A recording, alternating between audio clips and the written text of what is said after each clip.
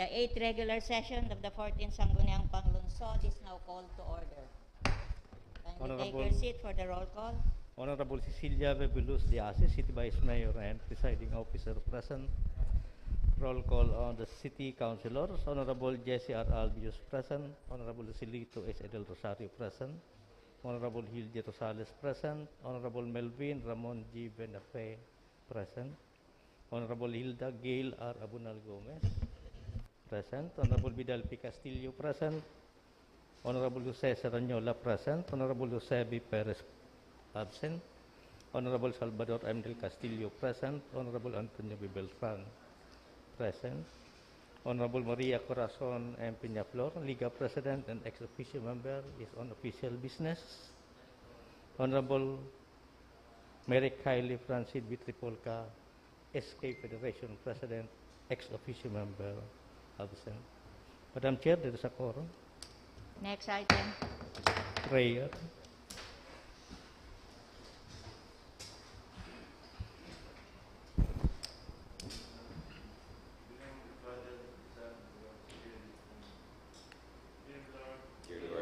As we deliberate in today's session,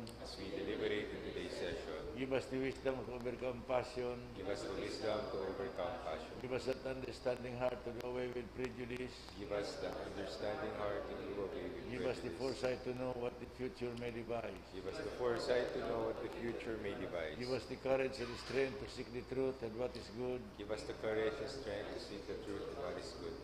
Give us the facility of language that may be understood.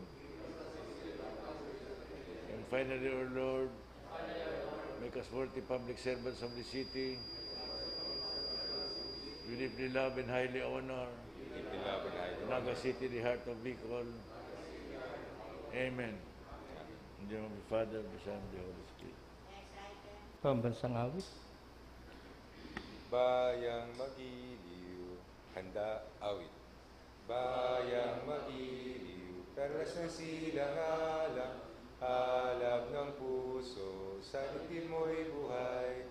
Lupang hinirang, duyan ka ng magiting, sa manlulupi, di ka pasisiil, sa dagat at bundok, sa simoy at sa langit mong bughaw, may nilagang tula, awit sa paglayang minamahal, ang kislap ng watawat mo'y tagumpay na naginingning, ang bituin na taraw niyang kailan pag may nililibing, lupa ng araw ng luwalhating pagsinta, buhay ay langit sa piling mo.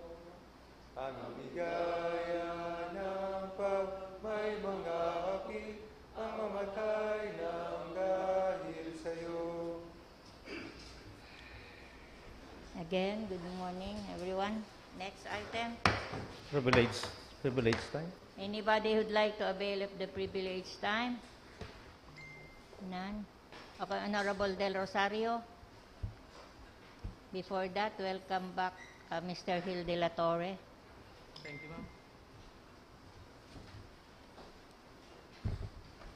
ma'am. Madam Chair, to the members of this August Chamber, mga pag-iriba ko, welcome back to Mr. De La Torre from Cambridge, from London. Then we thank Mr. Joseph Abiog for the services as acting Sangguniang Secretary for the past, I think, 2 months. Madam Chair, primero po, this September we'll be having a memorandum agreement with LTO, Land Transportation Office, and other stakeholders to firm up partnerships in the implementation of the anti-drug and drunk law. Ini po as facilitated by Councilor Omar Melvin Ramon Buenape and this representation with Mayor Nelson Ligacion. Napapanahon po ini ning huli sa nagdadakol na aksidente, ngunyan, bako lang po hindi sa Naga, kundi sa iba pang parte kang Bicol. Simbag man po ini sa mga reports na may mga drivers kita na imbwelto o nagagamit ng illegal na droga.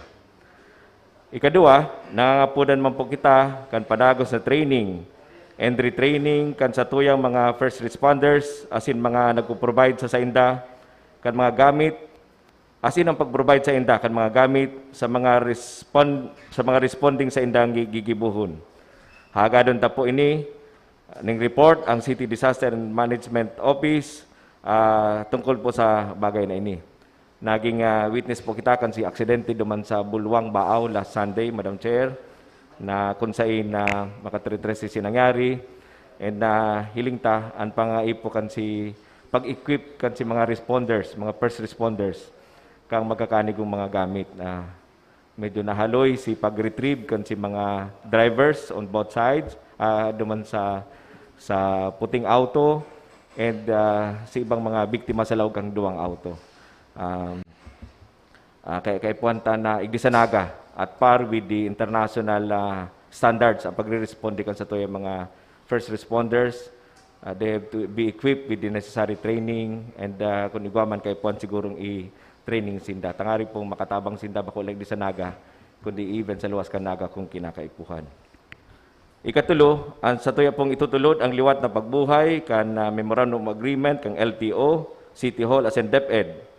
Sa LTO program na inaapod na Students Today, Road Users Tomorrow o STRAT program na pinunan kadto igdi sa Bicol kan mahigos na LTO Regional Director Attorney Noreen San Luis Lute. Napapanahon po na intensify ang pagpahiwas kani sa paagi kan mga school curriculum, lalo na ngunya na regular na ang klase kan sa tuyang mga estudyante sa public and private schools igdi sa Naga. Again, tangarig pong maging aware ang sa tuyang mga estudyante sa driving at eventually mga road users sinda pag-abot kang panahon. Ikaapat, Madam Chair, isusumitir ta po ngunya na aga ang sarong ordinansa na magbabawas kang pamasahe sa mga tri-mobiles igdi sa Naga. So ugma, nagpuon na po ang face-to-face classes, 42 na public schools, as in 22 na private schools, ang nag-obserbar na kan face-to-face sa classes. Kan nagpalangkaw po kita kan pamasahe kan nakaagi mga bulan, ini sa rason na bilang sa naang numero kan pasayro sa mga tri-mobiles nato. Alagad ngunyan, huli sa face-to-face na pagkalasihan, kay paano po na i-adjust ang pamasahe. Ini po halos kasabay man kan 7 surunod na pagbawas kan presyo kan krudo as in petrolyo sa satuyang kinaban. Marinaaga po sa satuya ka, boss.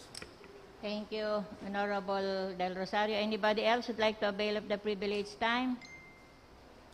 None. We would like to acknowledge the presence of the City Budget Officer, Acting City Treasurer, Marico Ganilio, and Acting City Accountant Ruby, and members of the media. With acknowledging the presence of Councilor Joe Perez. Next item. Reading and approval of the order of business. Honorable Salvador del Castillo. Thank you, Madam Chair. First, welcome Mr. De La Torre to the Sangguniang Panlungsod again. Madam Chair, I move to dispense with the reading of the order of business and move for the inclusion of the following items.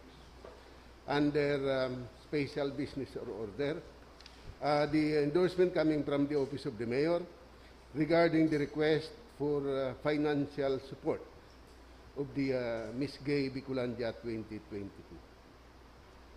Under unfinished business, Madam Chair, the committee report of the Committee on Transport.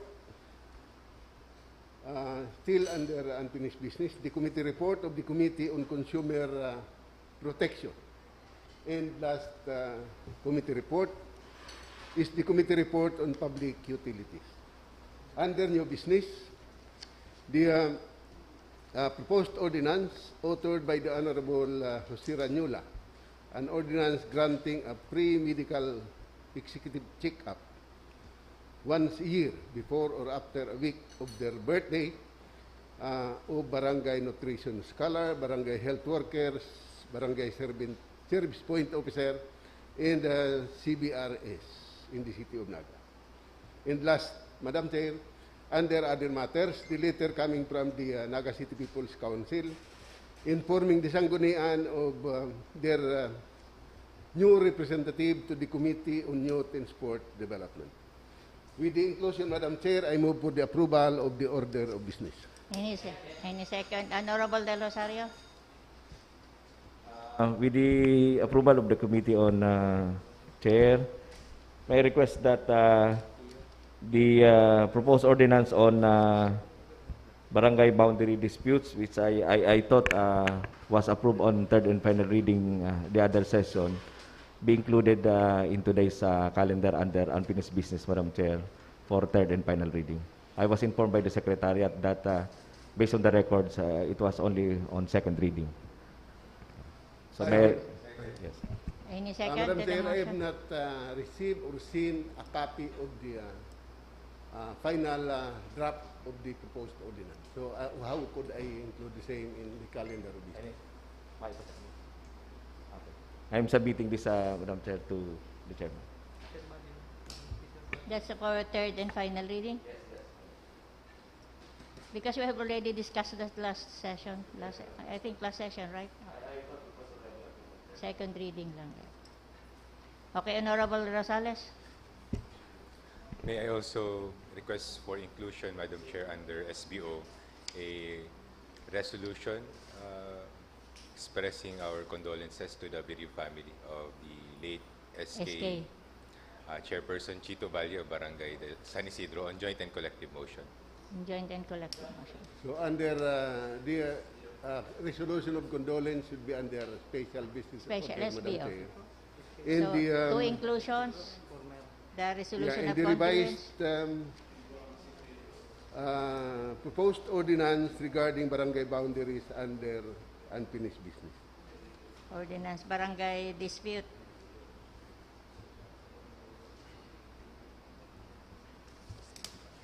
So, And another item, Madam Chair, the subject matter of the privileged speech of the Honorable Del Rosario under new business.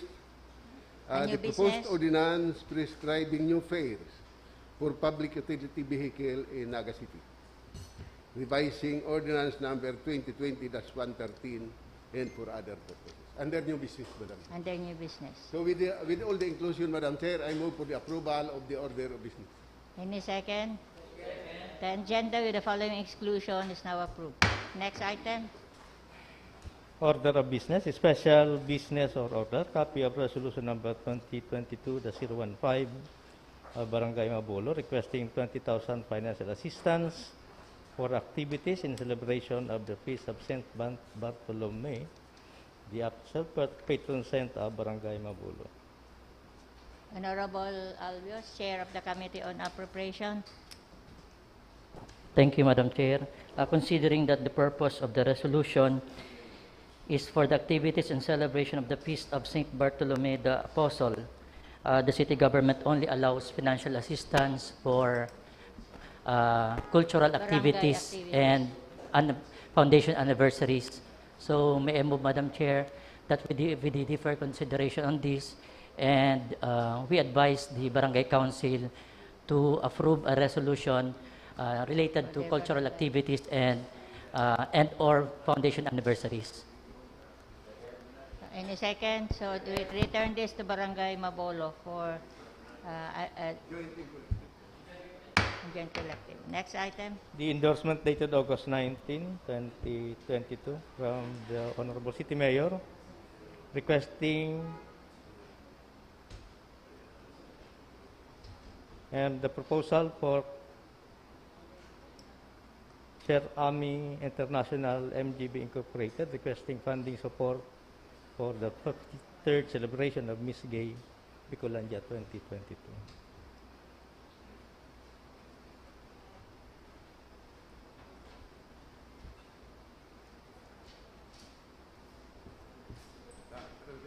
Okay, Honorable Del Castillo, this is not included in the activities. There is no source of fund for this proposal. I move that we refer the same to the Committee on Appropriation. So we refer this to the Committee on Appropriation to look for fund source. Next item. The proposed resolution of condolences to the bereaved family of the late SK Chairman of Barangay San Isidro. Honorable Rosales. On joint. Collective motion, Madam. Okay, on joint and collective motion, approved. Next item.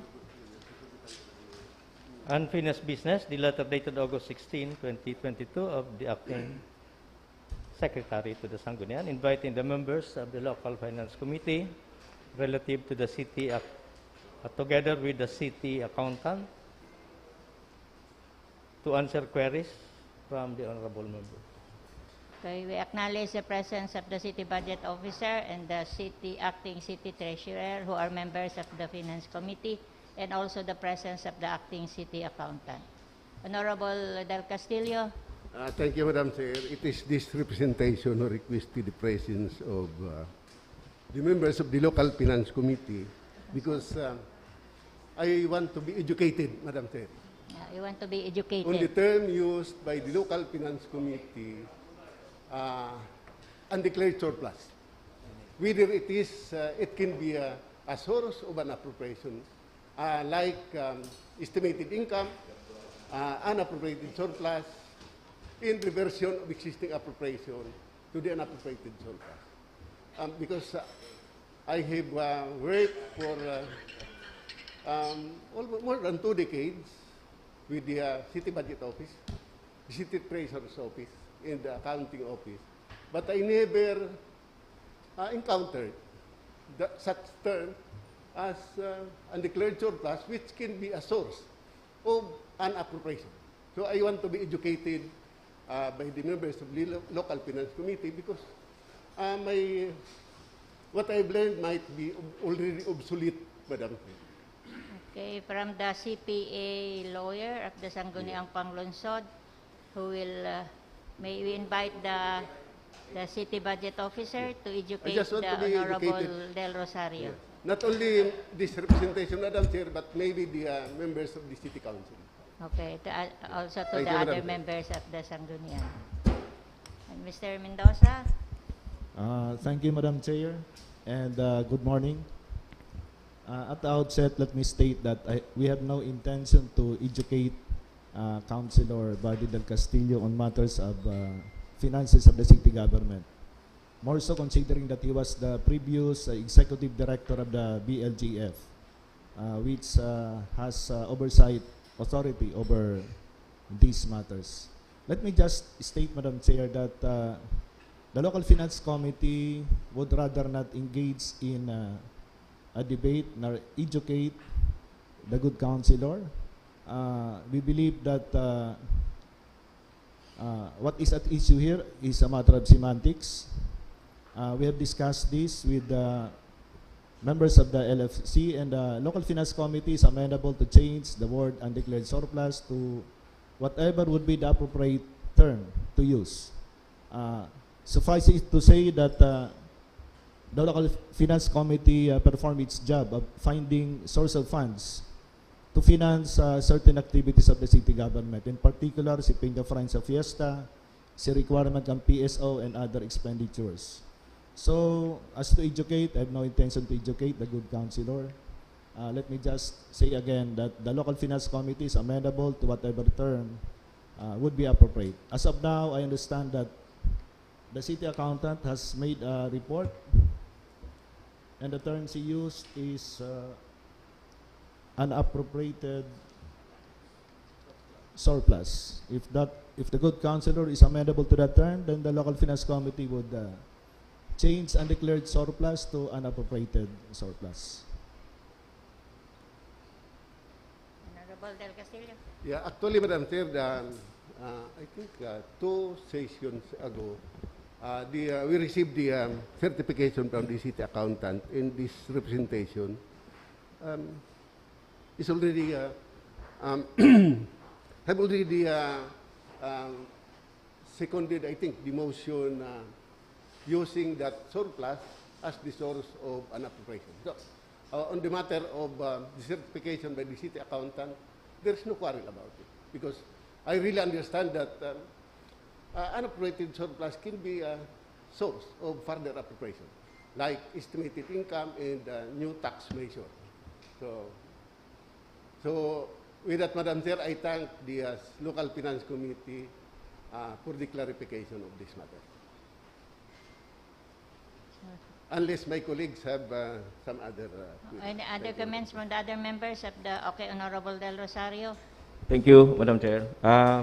So with this, Madam Chair, with this clarification from the city budget officer, I I move and I request that their previous communication to the Sangguniang Panlungsod stating that undeclared surplus, which was that communication was signed by the members of the Local Finance Committee, LFC, be modified or amended, for record purposes.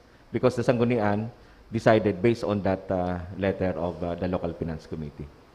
So we request that an amendment to the communication be made by the Local Finance Committee. Madam Chair, thank you. Mr. Mendoza, We will do take that, note Madam of the Chair. suggestion, of the recommendation of the Honorable Del Rosario. Honorable Perez? Thank you, Madam Chair. I just would like to appreciate the humility, the kind of humility that has been shown to us by our budget officer and so with the other members of the Finance Committee. So it is clear to us what each of us was intending to understand about this kind of unappropriated surplus. And also, I would like to commend Councilor Badong del Castillo for not wasting the rich knowledge he has as regards finances, and additionally being a lawyer. Nalinawan po kita, Gabos. And nalinawan man kita na there was no harm. Indeed, because of that sincerity of just doing their job, mayo man talaga harm na nangyari. Pero still, we are in a bureaucracy, kaya dapat manggiraray na every word that we use should be appropriate and in accordance and with the right definitions para po malinaw ang gabos. So, Mr. Frank, thank you again for being that humble and civil. I hope all such kind of character should we find in many of our department heads and office chiefs. Thank you very much, Madam Thank you, Chair. Honorable Perez, but I have a question. With regards to salary savings, you did not inform me that you are nababawasan na ang samuyang salary savings. Yes, Madam Chair. First off, we have informed the management committee. The memorandum of the city mayor on that matter was posted in the GC. As to the Sangguniang, it was a verbal matter. The last conversation I had with you, Madam Chair, there was no definite yes, but may I again appeal to the body that we be allowed to utilize the salary savings given the situation that the city government is now in. Just to disclose, may na po kitang pambayad sa kuryente by September. And kulang ang pambayad ta sa crudo for this month. So that's how difficult we are in.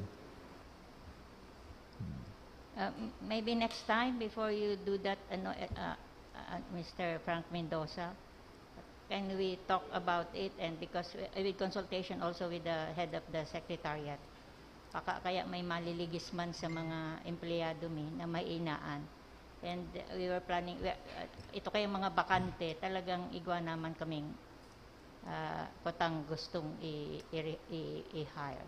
So next time, thank you. Thank you also for coming. And another comment or suggest? Okay, Honorable Del Castillo.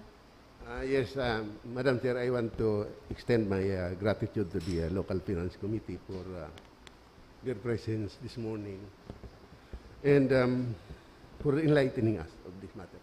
So with that, Madam Chair, I believe that we should amend a previous ordinance we passed, which states that the source of the appropriation is the undeclared surplus.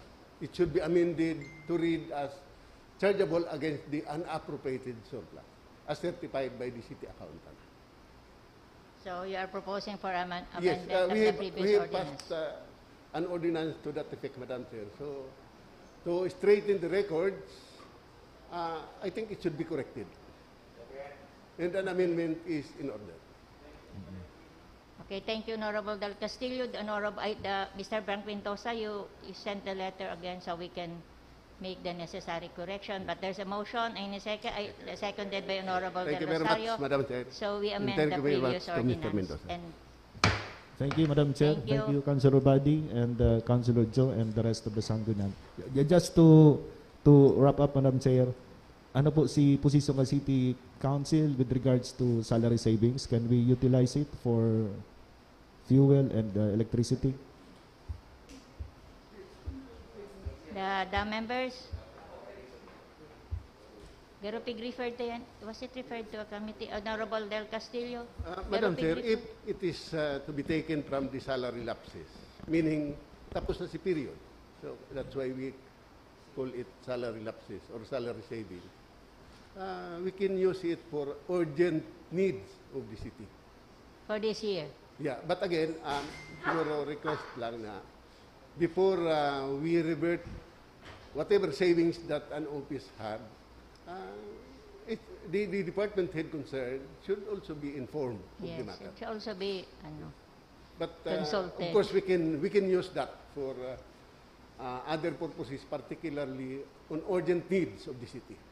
for payment of Electricity and fuel. electricity, yes. That's urgent, Madam Chair. Electricity, petroleum, oil, and lubricant. So, thank Thank you, you, Madam Honorable Del Castillo. So You Madam had your Chair, answer. Madam Chair, I take it as a permission from this council to use the salary savings for that purpose, not only for this month but up to year But, end. for that purpose only. Okay. Salamat Thank po. you, Mr. Mendoza. Any other comments? None? Thank you, Mr. Mendoza, Ms. Maricor, and Ms. Ruby for that, for attending today's session. Next item. The report of the Committee on Laws, Ordinances, and Reorganization. Honorable Rosales, Chair of the Committee on Rules, Laws, Ordinances, and Reorganization.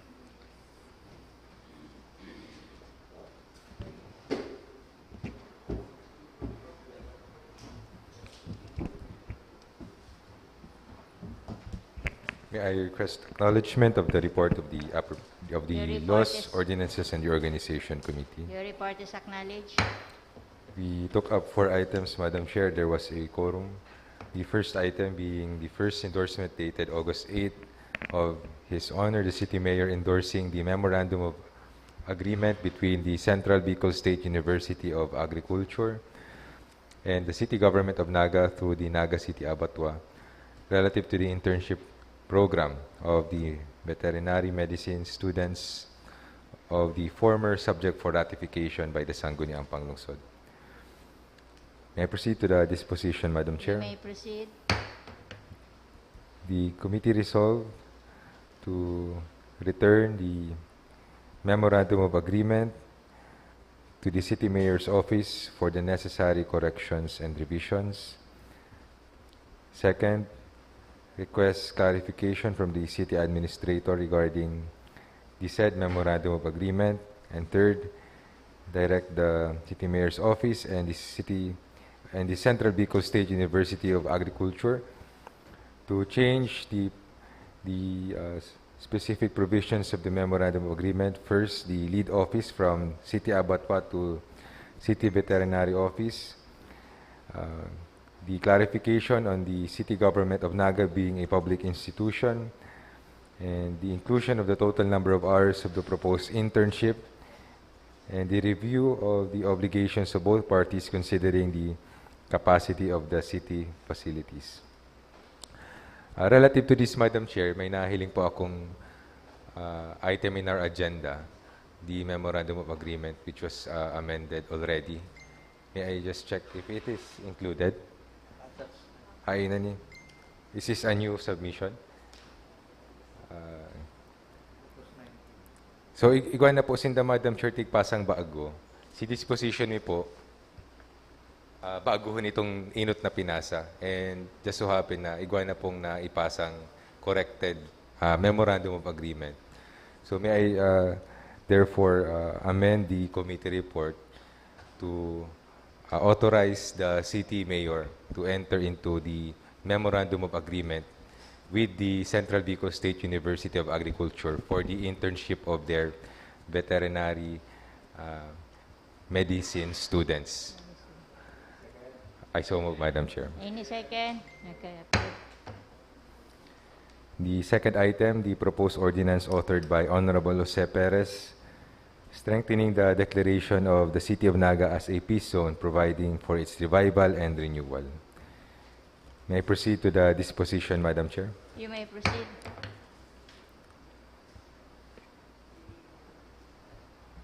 The committee resolved to return the proposed ordinance to its proponent for its incorporation of the recommendations based on the discussion of the committee, and furnish a copy of the proposed ordinance to the NCPC, Liga, PNP, AFP, Peace and Order Council, and other involved agencies for their comments to be submitted to the Sangguniang Panlungsod within 15 days upon receipt of this proposed ordinance. I so move, Madam Chair. Any second? So the secretary is instructed.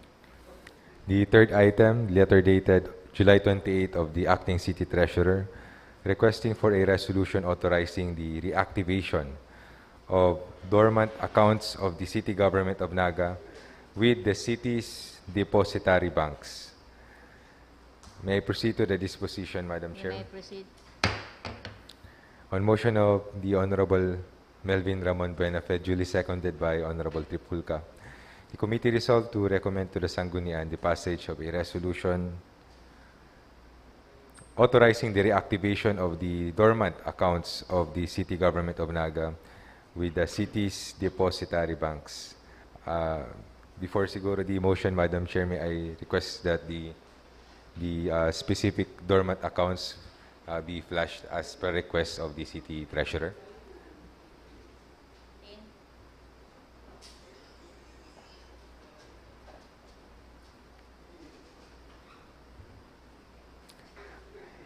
Igo po, Madam Chair, ning 10 dormant accounts from at least 3 banks, approximately over 8 million pesos ang amount. Kaipuhan po, Madam Chair, i-reactivate because naging dormant siya because of non-activity for the past 2 years brought about by the pandemic. So the resolution is required by the depositary banks for the reactivation of the accounts. So, for the information of the body, Madam Chair. Honorable Del Castillo. Considered dormant. For dormant account, the bank charges a monthly fee. My question, Madam Chair, is how much are the balances as of today that we are authorizing for the revival of this account or activation of this account, so that we will also know whether those accounts pertain to may trust fund, LDRRMF, SEF, Naga City, Camarines Special Sur. Education Fund. Yan first under letter A, number 3. Naga City, Camarines Sur, POS. Ano yan? What's POS? Anong POS? Si machine po na ginagamit, na naraot na kaya, Madam Chair, kaya naging dormant si account dahil di pa po naayos for at least 2 years. So diyan po nalawag sa account na yun si mga transactions in the POS sa City Treasurer's Office. Kadaklan di trust fund in Special Education Fund. You mean DC, DPWH. Baka dyan sa mga account na yun, Madam Sir, Local City Government of Naga is LRF. DPWH. Ano, baka mga tada yan, mas mariken, ibaralikta na. Tungaring, primero treated yan na cash advances duman sa mother agency, maluwas man na utang tapayan duman sa like PWA. Baka siguro katakod kan activation na yan, Madam Chair, ipa-check ta sa Office of the Treasurer na kung kaipuhan ng baka kung mga tada-tada yan, nakaipuhan tang i-liquidate si mga advances na pigtaw sa tuya. Kung mga tada yan, baka mas maray na ibaralik ta na yun duman sa originating agency since kadaklan niya ang sa trust fund. I am not objecting to the passage of a resolution activating this account, pero hilingon siguro yan possibility na baka mga tada yan, Madam Chair, na dainaman kaipuhan para fully liquidated naman ang City Government of Naga duman sa mga agencies concerned. Was that not explained during the committee hearing by the representative of the City Treasurer? It was, Madam Chair, the explanation of the representative of the City Treasurer was that the accumulated amounts garuharalo na po kaya si sources kang mga tada, and they specifically ma-identify to what project it was sourced from. So baka mananggad kaipuhan i-review takong kaipuhan ibalik sa mga agencies concerned para din na po na hold kang city government on account of the national government agencies. So I support the suggestion of the Honorable Del Castillo to instruct the City Treasurer for such purpose. So we deferred action on this? No, we'll already, I second the motion of the Honorable Rosales to pass a resolution activating this account, Madam Chair. But corollary to that, an instruction to the Office of the Treasurer for them to check, verify whether these accounts deposited with the bank are balances of previous releases to us by national government agencies, so much so that if it is, then we should return those amounts to the originating government agencies. Thank you to this Thank you, decision. Madam We Chair. approve the Resolution, Madam Chair. resolution, and the second is to call the City Treasurer to make a report as to the basis of the other account. So any second before the second, Honorable Del Castillo. Castillo. Putok lang po.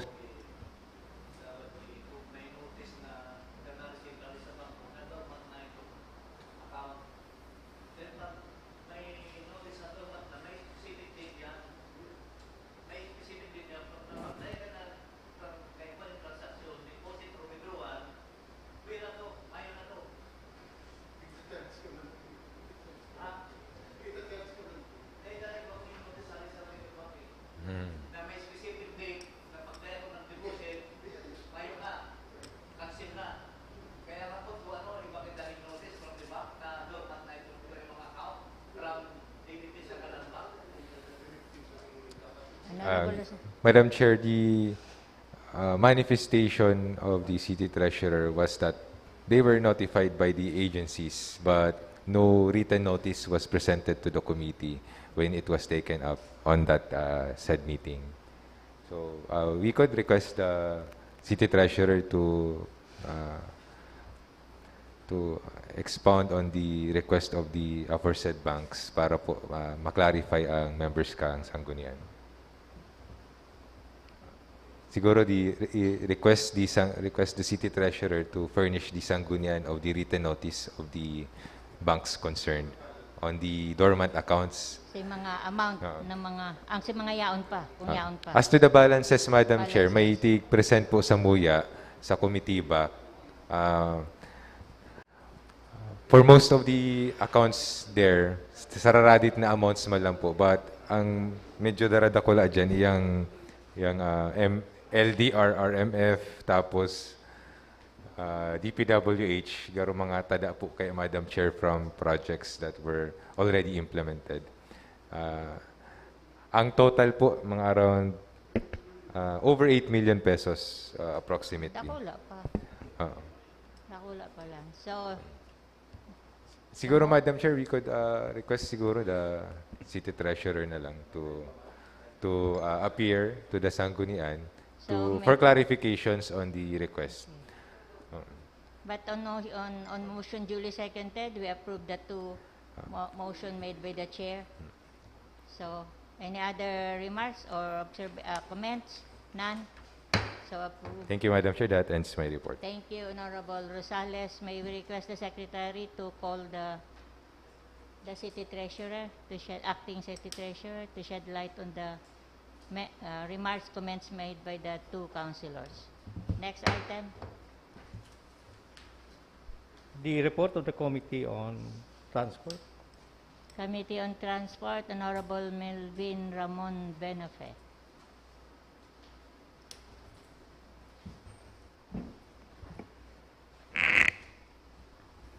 This is the report of the Committee on Transport. I request, Madam Chair, to acknowledge the report. Your report is acknowledged. Thank you, Madam Chair. The committee hearing was conducted on August 17, and there was a quorum. There were originally 8 items to be taken up, but with the motion of Honorable Del Rosario, the items were increased to 10. I would like to proceed. The first item, the proposed ordinance authored by Honorable Salvador M. Del Castillo, rationalizing the grant of Trimobile franchise, amending for the purpose Section 116 of Ordinance Number 93-049 as amended. Honorable Del Castillo informed the body that there is data showing that one family owns as many as 27 Trimobile franchises, and that also, according to the city mayor, a certain individual also owns 15 Trimobile units, but are under the name of his or her siblings and children. The main discussion revolved around the limitation of the grant of Trimobile franchise for each family or applicant operator. And various schemes were suggested during the committee hearing, which, among others, included also the boundary hulog system. May I proceed to the disposition? You may proceed. Madam Chair. On motion of Honorable Joselito Del Rosario, seconded by Honorable Jesse R. Albios and Honorable Jose Perez, the committee resolved to recommend to the Sangguniang Panlungsod to conduct a public consultation on the proposed ordinance with the presidents of the tricycle operators and drivers associations, representatives of the TODA Federation, and Trimobile operators and drivers. And I so move, Madam Chair. Any second? Number 2 item is the application of Mrs. Marites Ofimaria of number 126 onto Bagumbayan Norte for transfer of Trimobile franchise with sidecar from her husband, Benjamin Ofimaria, to the applicant, Mrs. Marites Ofimaria. May I proceed to the disposition, Madam Chair? You may proceed. On motion of Honorable Jesse R. Albios, seconded by Honorable Joselito Del Rosario and Honorable Jose Perez, the committee resolved to recommend to the Sangguniang Panlungsod the passage of a resolution approving the application of Mrs. Marites Ofimaria for the transfer of one Trimobile franchise with sidecar number 1395 from her husband, Mr. Benjamin Ofemaria. And I so move, Madam Chair. Any second? Kaya approve. The third item is the application of Mr. Salve Panuncio Jr.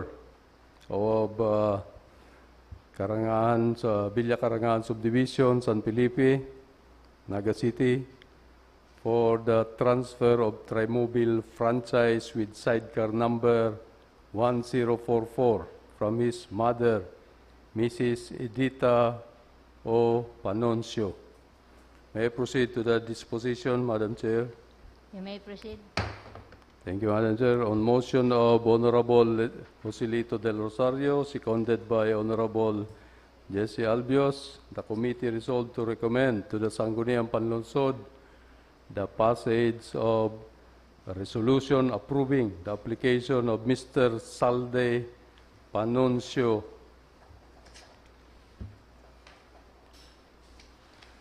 for the transfer to him of one Trimobile franchise with sidecar number 1044 from his mother, Mrs. Edita Panuncio. And I so move, Madam Chair. Approve. For the fourth item, letter dated May 12, 2022 of Mrs. Karen C. Silot of Consuelo Heights Subdivision, Madrigal, Phase 2, Pacol, Naga City, applying for Trimobile franchise. And may I proceed to the disposition, Madam Chair? You may proceed. Since Mrs. Karen Silot did not appear, the committee resolved to invite Mrs. Karen C. Silot to the next hearing of the Committee on Transport and to direct the Sangguniang Panlungsod Secretariat Office to attach in the invitation the list of Trimobile franchise application requirements to the notice of hearing that will be sent to Mrs. Silot. And I so move, Madam Chair. Any second? Thank you, Madam Chair. For the fifth item, Resolution number 2, Series of 2022 of the Metro Naga Trasco Transport Service Cooperative, or MN Trasco, requesting for special franchise of taxicle or tricycle and e-trike. May I proceed to the disposition, Madam Chair? Proceed. On motion of Honorable Del Castillo, seconded by Honorable Albios and Honorable Del Rosario, the committee resolved to defer consideration of the matter pending the review of the list of Trimobile for hire with expired franchises as of August 2, 2022 that were submitted by the Trimobile Task Force. The committee further resolved to invite Mr. Howell Sinogba, Chairman of the Board of Directors, and Mr. Allen Delon Bautista, Board Secretary of MN Trasco, to the next hearing of this committee. And I so move, Madam Chair. Any second? Approve. Thank you.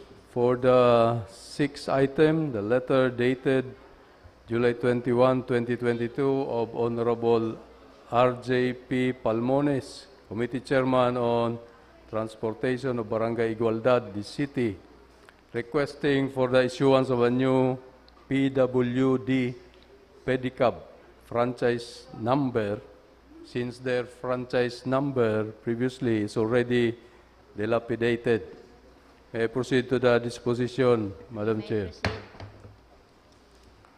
On motion of Honorable Del Rosario, seconded by Honorable Albios and Honorable Del Castillo, the committee resolved to recommend to the Sangguniang Panlungsod to direct the Public Safety Office to drop or cancel the plate number of the old and unserviceable pedicab and to produce a new one for the pedicab in favor of the Persons with Disability Organization in Barangay Igualdad.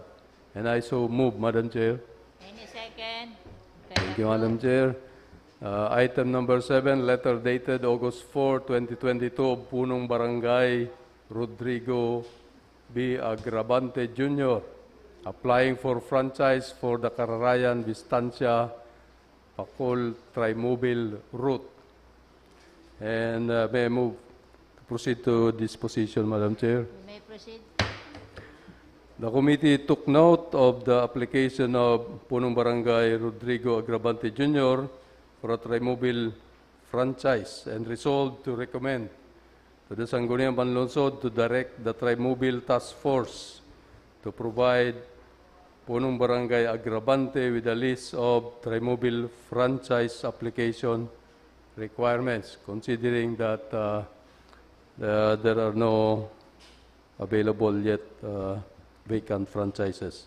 And I so move, Madam Chair. Any second? Okay, approve. Thank you, Madam Chair. For item number 8, letter dated August 4, 2022 of Mr. Joel Pornilius requesting to be granted franchise for Trimobile for hire. May I proceed to the disposition, Madam Chair? You may proceed. The committee took note of the application of Mr. Joel Pornilius for a Trimobile franchise and resolved to recommend to the Sangguniang Panlungsod to direct the Trimobile Task Force to provide Mr. Pornilius with a list of the Trimobile franchise application requirements. And I so move, Madam Chair. Any second? Approve. Number 9 item, application of Mrs. Diana A. Sambo of Kapilian, Calawag, Naga City for transfer of Trimobile franchise with sidecar number 1357 from her father, Mr. Cesar M. Alibio. May I proceed to the disposition, Madam You may Chair? proceed. Thank you, Madam Chair. On motion of Honorable Albios, seconded by Honorable Perez, the committee resolved to recommend to Sangguniang Panlungsod the passage of a resolution approving the application of Mrs. Diana A. Sambo for the transfer to her of one Trimobile franchise with sidecar number 1357 from her father, Mr. Cesar Alibio. And I so move, Madam Chair. Any second? Approve.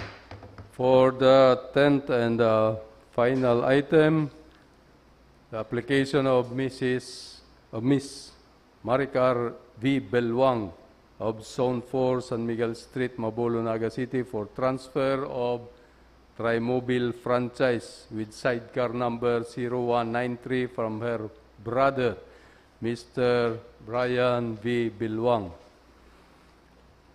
May I proceed to the disposition, Madam Chair? Proceed. On motion of Honorable Del Castillo, seconded by Honorable Albios, Honorable Perez, and Punong Barangay Antonio Galido, the committee resolved to defer action on the matter pending the submission of the birth certificate of Mr. Brian Belwang, which is the only document lacking. However, this morning, Madam Chair and honorable colleagues, I was informed by the Secretariat that the said birth certificate has already been submitted. Hence, I am submitting this matter to the Sangguniang as a committee of the whole, and I further move for the passage of a resolution approving the transfer of franchise from Brian Belwang to his sister Maricar Belwang. And I so move, Madam Chair. Any second? Okay, comment from the Honorable Del Castillo. May we see the birth certificate, Madam Chair? I'm not objecting, but I just want to see the document. He wants some proof. We acknowledge the presence of the Honorable Mary Kyle Francine Trifulca. Ay na, pakitao na tabi kay Councilor Body.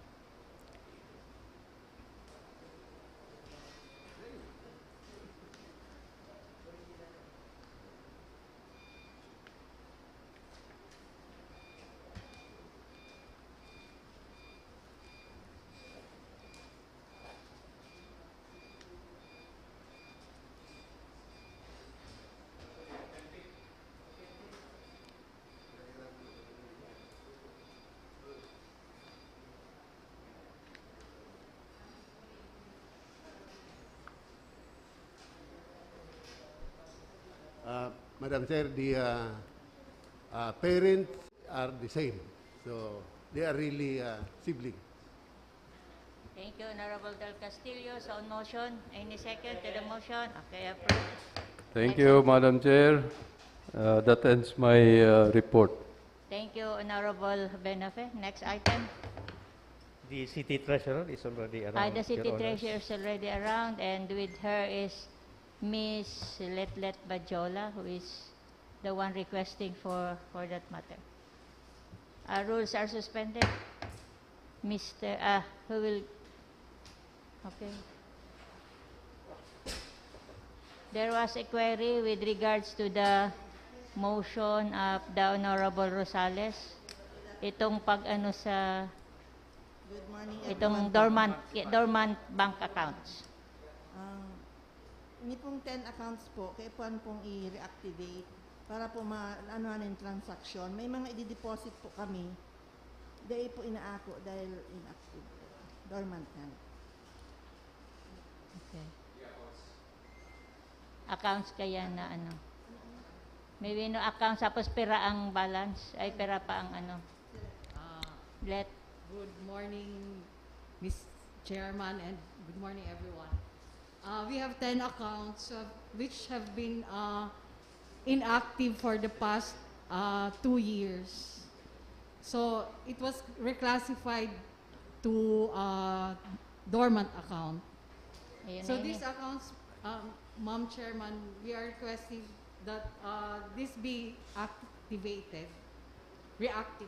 I mean. Okay. Most of these accounts are trust accounts. So these were open for a particular purpose. Mga trust fund. Yes, Ma'am Chairman. But itong sa DPWH, kari ko dyan DPWH na ito. If ever po, there will be no longer a movement, we shall liquidate these accounts and deposited and then deposited to the DPWH account. Honorable Del Castillo, ano, si nagka-question ka sa bago? I think Honorable Perez.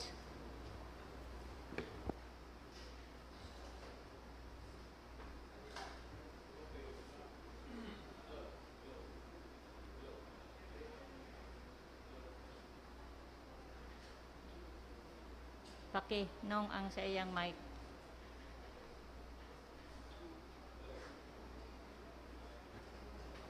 Okay na. Okay.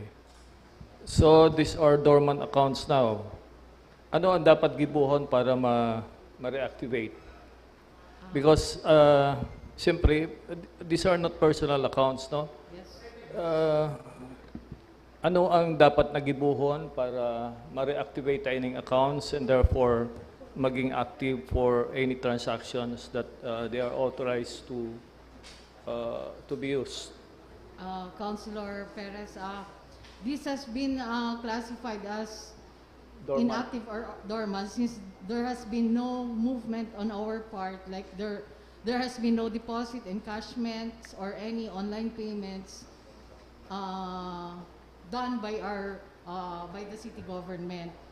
So since this is, as you have mentioned, a government account, we cannot make a movement like on our own, like deposit even a single peso to make it move. Kaya nga ni, So, ano na ang dapat na gibuhon?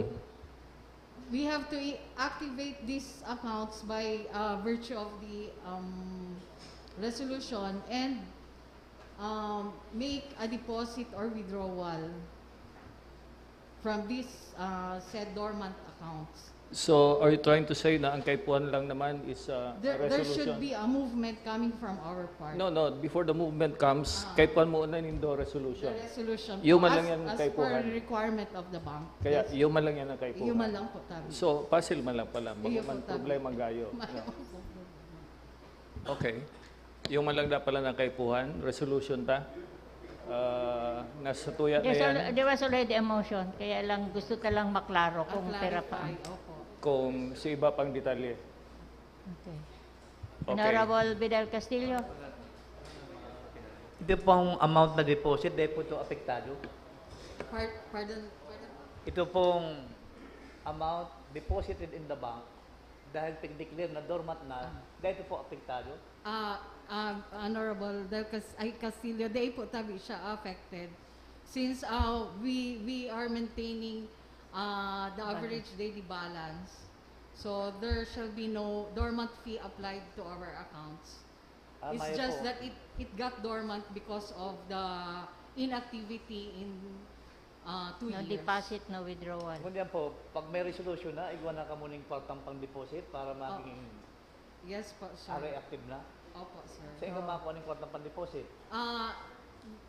As I have mentioned, since mostly our trust accounts, if there's a need for us to liquidate and return this fund to the agency, like DPWH, we shall I suggest na kung mayaw ka muning kwarta, magsubri ka mong gabad peres para ma-deposituan ka mag-active sa inyo. may mga kwarta po ini. Bawal nga nito. Okay. Thank you, Honorable Castillo. Any other? Okay, Honorable Del Castillo.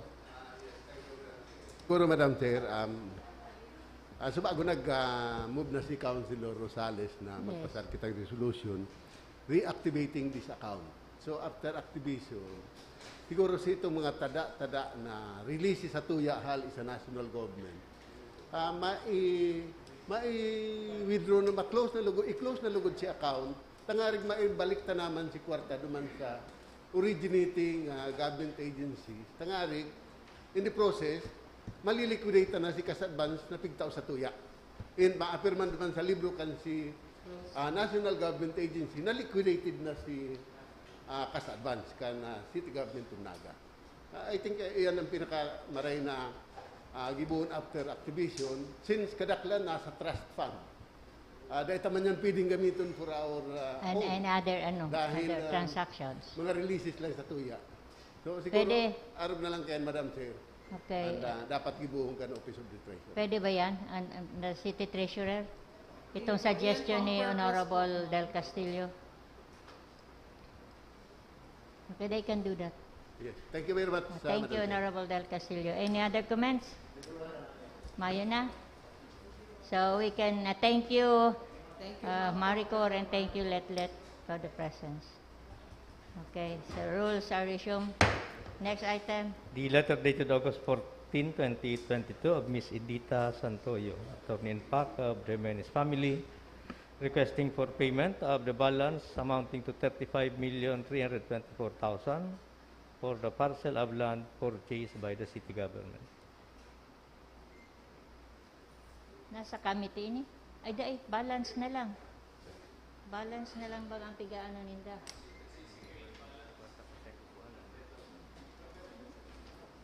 Dahil pa nababayadan pala. Okay, Honorable Del Castillo. The acquisition of land by the city for purposes of our urban poor program, Madam Chair. So, baka mas maray na i-refer ta niyo sa Committee on Housing and Settlement, tangarig mapag-urulayan. Primero, sa inmak, kung mabayad kita, sa inmak ang kwarta. Ikadua, ano sinangyayari ka itong mga documents na dapat linalakaw ka na Housing and Settlement Office, apparently, yun nakakaabala indiyo sa pagbayad na ini, Madam Chair. So, mas maray siguro mapag-urulayan sa committee level. So this matter is referred to the Committee on Housing, Yes, Madam Chair.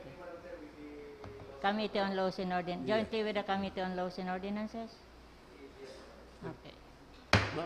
Honorable Del Rosario. Madam Chair, with the instruction to the HSDO to prepare chronology of events, kung paano kita nag-arrive sa araw kaning si transaction, si first tranche of payment, etc. para malinaw sa joint committees, Madam Chair, ang pag-hearing. Nakulaon na amount ang naka-involve di, Madam Chair, kaya dapat medyo 35 mahiling million. tangmaray ang magiging prosedimento. The lead committee will the Committee on Committee Housing. on Housing, Committee on chaired Housing. by Councilor Alves. Thank you, Honorable Del Rosario. The Chair of the Committee on Housing, take note of the suggestion of the Honorable Del Rosario. Next item. The letter dated August 12, 2022 of Engineer Rolando Campillas of HSDO submitting a list of applicants under the Socialized Housing Program of the city as of July 30, 2022. So refer to the Committee on Housing. Honorable Del Castillo. Okay. So the Secretariat. Thank you, Honorable Del Castillo. Next item. The report to the Committee on Consumer Protection. Committee on Consumer Protection. Consumer Protection. Honorable Albios. Honorable Albios.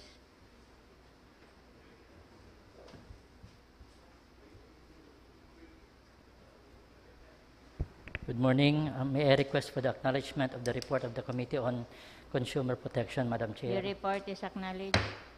The committee hearing was held last August 19, 2022, and there was a quorum. Only 2 items were tackled. The second item was tackled first regarding the price monitoring for the school opening and Peña Francia Fiesta. May I be allowed to report on the highlights of the facts and findings? You may. Mr. Ablan of the DTI Camarines Sur informed the committee that the prices of school supplies in the city are stable. He added that their agency had already conducted several price monitoring for the said school supplies starting on July 2022 using the 2019 SRP. However, the DTI National only released the SRP last August 12, 2022, and Mr. Ablan assured the committee that the prices of school supplies are well within the acceptable SRP and there are no price increases. He also informed the committee about the weekly price monitoring that the DTI is conducting in the city. Honorable Albios informed the committee that as of that time, the city mayor has yet to issue the executive order constituting the Naga City Price Coordinating Council. Likewise, Market Enterprise and Promotions Office head, Mr. Florendo, said that they also conducted several regular price monitoring for basic commodities, which are commonly conducted on Mondays in the Naga City People's Mall. He said for the past months and weeks, the price of pressed porks in the Naga City People's Mall ranges from 340 to 350 pesos per kilo as of August 15, 2022.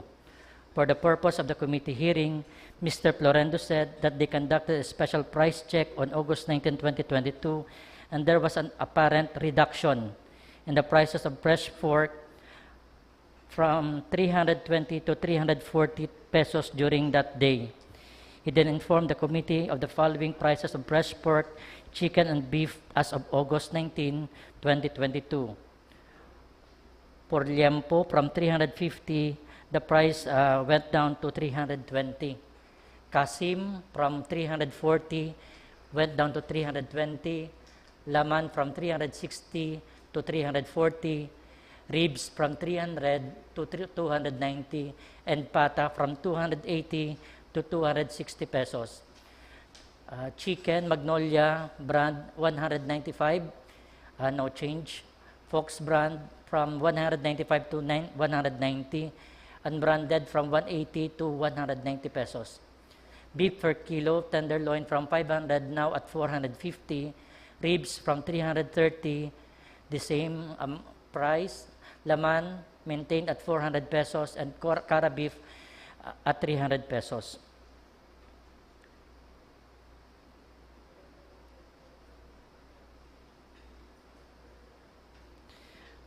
During the committee hearing, the chair also mentioned that based on the news of Mr. Joe Sabal, there were some vendors who claimed that the reasons of the increase, one of the factors was the increase in the slaughtering fee of the Naga City Abattoir. So we invited Mr. Bert Acabado, and he informed the committee that the last price increase for the slaughtering fee in the city abattoir was 8 years ago, following the enactment of City Ordinance 2013-065. Department of Agriculture Representative Ms. Campita also emphasized that only the President, through the Secretary of the Department of Agriculture, has the authority to issue suggested retail price to products under the Department of Agriculture. The President of the Naga City Meat Vendors Association, Mr. Conrad Livina, clarified that the 350 pesos per kilo price was for the Samsam part, because this part was only few as compared to the laman and other parts, making it more expensive. But for other parts of the pig, prices starts at 310 per kilo. Mr. Florendo said that the prices of chicken were stable at 190 to 195, and for the past 2 months, the price of eggs had an increase of 20 centavos on the average. May I proceed to the disposition, Madam Chair? You may proceed. The committee resolved for the passage of a resolution requesting His Honor the City Mayor to issue the executive order constituting the Naga City Price Coordinating Council. So I move, Madam Chair. Any second?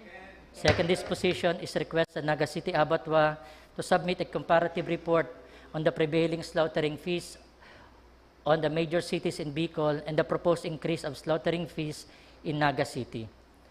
Third disposition, Madam Chair, is inform the Sangguniang Panlungsod and the consumers of Naga that based on the presentation of the Department of Agriculture, Agribusiness and Marketing Division, the National Meat Inspection Service, and Market Enterprise and Promotions Office, the prices of pork in Naga City ranging from 320 to 350 was due to several factors, such as the high cost of live weight price for farm piggeries against the prices from backyard piggeries, increasing in transportation costs, and the increase in the cost of feeds.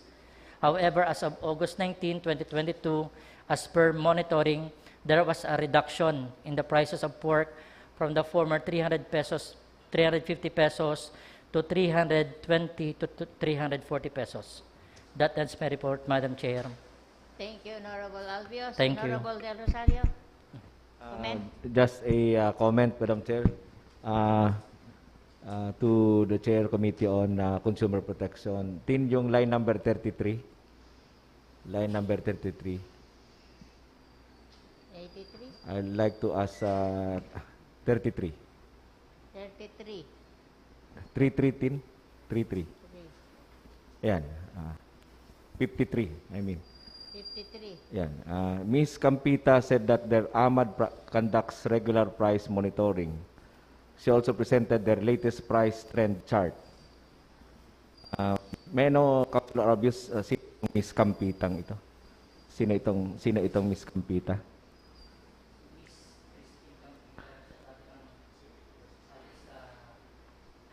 DA. Marketing Assistance Division. DA Agribusiness and Marketing Assistance Division. Madam Chair, you can see the disparity. Pork per kilo, Albay 300 pesos, Cam Norte 300 pesos, Iga 300 pesos, Naga 320, Katandong 320, Masbati 300, Sorsogon 290. Cam na mas grabe ang demand igdi sa Naga, halang kaulugod ang presyo kang urig. Dapat nga ni mas hababa siya because halang ka ang demand. Di ba? That's law of supply and demand. Na pag halang ka ang demand, dapat nababa ang presyo. Kasi dapat Kukuyan siya. Pag halangkaw ang demand, ilugod naglalangkaw ang presyo. No, Dalawang Madam supply Chair, and demand. it's the other way around. Pag may demand, dumanalangkaw. No, Madam Chair. Sa business economics, Madam Chair, kasi nag-iirinutan sindang ilaog sa naga. Kaya dapat nagbababa ang presyo. Di ba? Kung ka lang nagbabakal. Mangalas ka mo, albay. Ang albay, gusto sabihin, mas dakulaon ang konsumo kang albay kaysa sa naga, kaya hababaon sa duman. For example, ang masbate, masalangkaon ba ang presyo kang mas grabe ba ang konsumo sa masbate kaysa sa naga? Pag iniling ta, Madam Chair, mas grabe ang konsumo kang naga because of our number of businesses sigdi na nangangaipon ng pork. O sige, bako man ini, Madam Chair, sa siguro sa DA na sa hilingon ng mga sistema sa price monitoring. Garo man lang yan nagpa-imprinta ka sa imprinta. Grabe ang volume mo, sticker or tarpaulin, grabe ang volume mo, hababa ang presyo. Pareho man lang hindi sa naga. Because grabe ang demand taigdi because of the businesses, dapat nagbababa ang presyo. Yan ang sa kuyang principle dyan. So siguro sa Department of Agriculture, Madam Chair, hilingon ninda. Dahil lang itong usual monitoring. Dapat maging decisive sinda, tangarig i-address inyo. Ngunyan maapin niya parang sa pesta, Madam Chair. Ang tendency ninda ngunyan, sa inindang ngunyan ibababa ang presyo. From 320 or from 340. Baka magsabi sindang ibababa mi ngaya, ibababa mi sa 320, di pareho lang. Kang singit sa ngunyan. O, di ba? So, arin ang threshold mo ngunyan pagbaba mo. Because grabe ang demand, tumapya sa sanaga. Kaya malang yan, Madam Chair, ang sa ko yung gustong emphasize. Igdi sa report kang Department of Agriculture na pigpahiling sa tuyan. Thank you, Honorable De Rosario. Ako kaya ang pagkaaram ko kang law of supply and demand. Pag dakol ang dakol ang nagdidima, nangangaipo, dumanlugod, piglalangkawan, taaram nindang makakaano sinda kang presyo, di ba? Kadakol gustong magbakal, kadakol gustong magano. Pero I respect your opinion, Honorable Del Rosario. The Chair of the Committee on Consumer. Chair, based po naman sa committee hearing, ang na-report kaya na daw ang DA po na monitor ninda na mas halangkaw ang barakalan digdikang buhay na orig. Kasi ang supplier kang Naga City People's Mall hali sa mga farm, sa piggeries. Kumbako siya sa backyard. Compared sa mga municipalities kaya kadaklan sa inda backyards. So ini yung mga hali sa farm, so mas mahal ang feeds, panduwa, mas maray ang quality kang karne. Pag sa backyard piggeries mataba ang karne. And second po, sa mga pigsasabi manduman is ito nga ning dahil nagluwag po kita, mas nagdakol si nagtitinda, igwa ng online selling, igwa na nag-iirikot na nagtitinda ng karne. So, nagdikit si supply sa Naga City People's Mall. Pero ang sabi man po ni Mr. Levy na hanggat di man po nagtataas ang presyo kang buhay na orig, may maintain man ang presyo and nasabi nga duman na pwede man magtawad. Gura, ano ang presyo kang live? 160 to 165. 180 na baga ang ipababa. Sabi po kang taga-DA, pag nagbaba ka sinda ng presyo below 320, malulugi naman si paratinda. Based man sa computation ninda. Thank you, Honorable Del Rosario. Ini kaya, Madam Chair, pag iniling mo, ngunyan, nangangalas ka, ang Coca-Cola, sarado ang operations ka Coca-Cola kasi mayong asukar. Di ba? Mayo ang ngunyan, itong white onion. Kaya siguro sa iling ko maging decisive ang national government, Madam Chair. Bako lang siya more on monitoring. Ano ang gigibuhon mo pag igwa ng mga araw kaning pagsasamantala? Di ba? Kaya siguro, Madam Chair, holistic ang approach sa so dapat maging mas aggressive. Ito mga masitar, tangarig na magtauning ko yan sa mga kababayan ta, Madam Chair. Thank you, Madam Chair. Thank you, Councilor. Thank you, Madam Chair. Thank you, Honorable Yes, Albios. Okay, we take a break.